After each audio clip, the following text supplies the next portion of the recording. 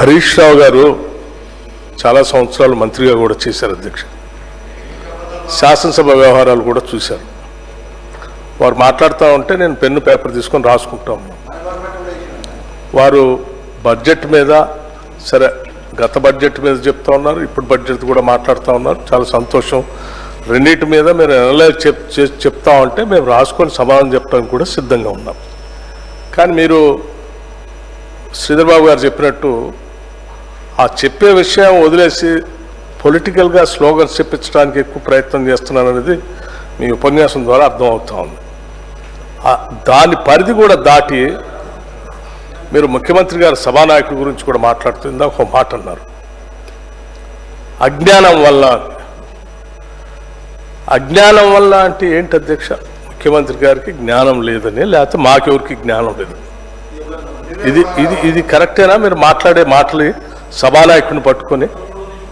అట్లాగే సరే సభాపతి గారు సభా విలువల్ని పెంపొందించాలని మనం మాట్లాడే చర్చలు కూడా ఉందాగా పార్లమెంటేరియన్ లాంగ్వేజ్లో ఉండాలని వారు చాలా మంచిగా మీకు సలహా ఇస్తూ ఉన్నారు. బుద్ధిమాంద్యం, మీకు బుద్ధిమాంద్యం ఉందని మా అందరి గురించి మాట్లాడుతూ ఉంటే అది కరెక్ట్ కాదని చెప్తా ఉన్నారు. రైట్, మీరు కనీసం నిజంగా విఘ్నులైతే స్పీకర్ గారు సభాపతి గారు చెప్పిన దాన్ని విని బుద్ధిమాన్యం అన్న మాట పొరపాటు అయిపోయింది, నేను విత్డ్రా చేసుకుంటున్నా అని చెప్పి వారి ప్రసంగం చెప్పాలి. కానీ ఇంకా గౌరవ సభాపతి గారితో కూడా ఆర్గ్యుమెంట్లోకి వెళ్ళి నేనేమన్నాను, వారేమన్నారు, వారు మాట్లాడేటప్పుడు మీరు చెప్పలేదు, ఇప్పుడే నాకు చెప్తా ఉన్నారు ఏంది అని మొన్న వారు జగదీశ్వర్ రెడ్డి గారు ఎట్లయితే మాట్లాడటం కోసం ప్రయత్నం చేసి ఏం చేశారో ఇప్పుడు అదే ప్రయత్నంలో వీరు వెళ్తా ఉన్నారు అధ్యక్ష.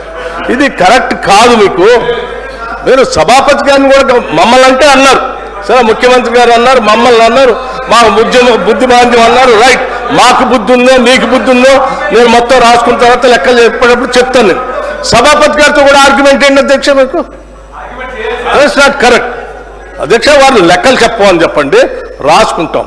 భాష వాడేటప్పుడు మాత్రం సభానాయకుల గురించి కానీ ప్రభుత్వంలో ఉన్నటువంటి పెద్దల గురించి కానీ మంత్రుల గురించి కానీ పరిధి దాటి మాత్రం మాట్లాడద్దు అధ్యక్ష. ఇది కరెక్ట్ కాదు.